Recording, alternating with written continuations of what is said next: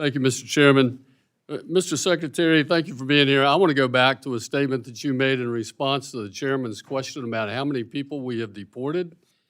You said 630,000 have been returned. That is not accurate. The actual ICE deportations is 142,580. All those other people that you're talking about were rejected at the border. These are not ICE deportations, and you conflate those two numbers, and it's aggravating to me that you do that. Now, and here we are, we've got the same problem that we had a year ago when you were here. In fact, since you last testified before us, 2.4 million people have crossed our southern border. That's more than 4 years of President Trump's presidency combined. Your immigration policy is in chaos. You don't need Congress to do anything. The president's got the ability to do it. You just need to talk to him to get it done. Now, in fiscal year 23, there were 294 illegal aliens on the terrorist watch list that were arrested between ports of entry. And those are just the ones we caught. How many more are there in the 1.7 million gotaways that we've had over the last 3 years? Last year, as I mentioned earlier, we deported 142,580 people. But more than that have crossed the border every month for the last 36 months. We have 6.1 million. Listen to this number, people. 6.1 million people in the interior of this country on the non-detained docket. Almost double what it was in 2020. Of those, roughly 13%, 1.2 million of them have orders for removal, Mr. Secretary. Why haven't you removed those 1.2 million? You said you deported 630,000. No, you didn't. They've exhausted their due process. They've been told they have to get out. They've got orders to leave this country, and you let them stay. Migrants in cities across America are waiting to get an appointment in an ICE office. These are the ones that are on the non-detained list. They're waiting years.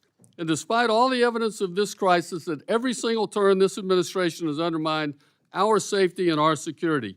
You halted the wall construction. You ended migration protection protocols. You've created this mass parole program, and you're making inadequate requests for detention space. This administration's failure is making our communities less safe. We have people crossing the border without identification. We don't know who they are. I've talked to you about this before, about the improper vetting that is going on. And your default policy seems to be to just let them in. We can't figure out who they are. We don't know who they are for sure because they're not in any database. Come on in. Just a couple years ago in my hometown in Jacksonville, we had a 28-year-old illegal immigrant he was 23, murder one of my constituents. CBP encountered him and couldn't confirm who he was or how old he was because he had no identification. But he said he was a juvenile, used a fake name. So under your catch and release policy that you reinstituted after President Trump had ended that, handed him off to HHS, and then it wasn't until after he killed Mr. Cuellar, not this Mr. Cuellar, but Cuellar in Jacksonville, that we find out who he is. It's Mr. Yoha, and he's now serving 60 years in Florida State Prison. Just last month, we saw another one. Horrible murder because we failed to properly vet an individual, and Laken Riley was murdered by him. Look, I want states to work with, I want state and local law enforcement to work with ICE. We did in my jurisdiction when I was sheriff in Jacksonville. We had a great 287G program, and that's a fantastic program. And in fact, I'm not the only one that thinks that. Last year, acting director of ICE, Ty Johnson, told this committee that the 287G program, and I'll quote, is the best thing since sliced bread because it acts as a force multiplier. So my question for you very quickly is, do you agree with the director's assessment of the 287G program? And if so, what are you doing to expand it? Congressman, the public safety and security of this country is our highest priority. I doesn't believe, appear so.